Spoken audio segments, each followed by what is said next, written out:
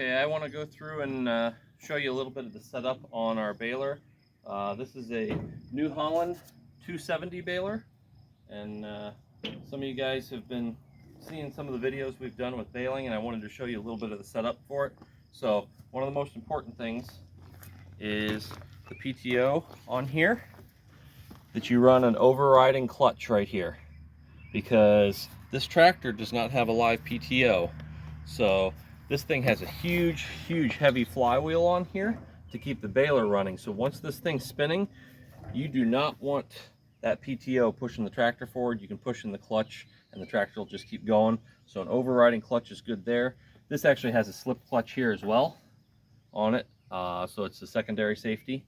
But there are tons and tons of grease points all over this. I've already greased everything. It's good to go for now, but I want to show you a little bit of the operation of it.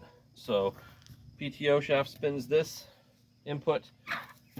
These fingers down in here are going to grab the windrow, lift it up, and slide it back into here. As the hay goes back into here, you see these fingers.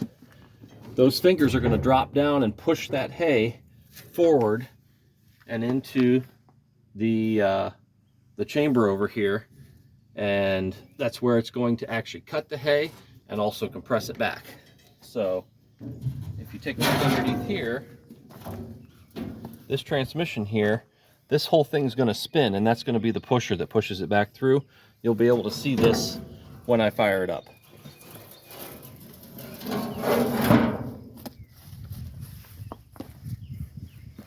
So from there, the hay gets compressed in here and it starts pushing through as a bale. So this one's already in here, but as it comes through, the twine gets wrapped around it, and I'll show you the twine system in a second, but the twine gets wrapped around it, and then this is our setting for how long the bale's going to be. So you can move this up or down, and as it goes through its process, this thing's going to walk, and it's going to walk this up, and when this thing opens up, the detent hits it, it's going to slide back and allow these knotters to engage this drive, and it's going to spin those knotters, and you can see the twine through here, and it actually ties it in a knot and cuts those. That would be a separate video. That's going to take forever to show you guys how that works. But as the bales come out of here, the tension on this piece is what's going to determine how tight the bale is and whether the bale's straight or not. So if you get a banana bale that's crooked, one of these tensioners needs to be tightened. So if you get a bale that bananas this direction, you're going to have to tighten this side a little bit more to square it back up. And so then the bales come out on the chute behind it.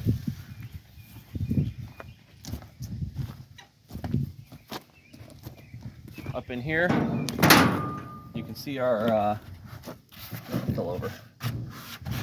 This is our twine that comes out of these two and gets fed back through.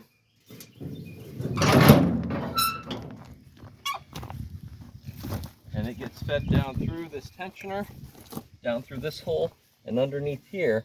And there are actually two needles right here that it's threaded through. If you can see those, yeah, you can see it. And then those needles will actually, when it's time to knot the bale, those two needles will poke up through and engage, and they'll come up through right here, so the knotter can actually knot it on the back side of it and push the bale out. So I'm going to fire it up so you can actually see how everything's working. We aren't going to be able to run the knotters right now, but we can actually show you how the pusher works on it.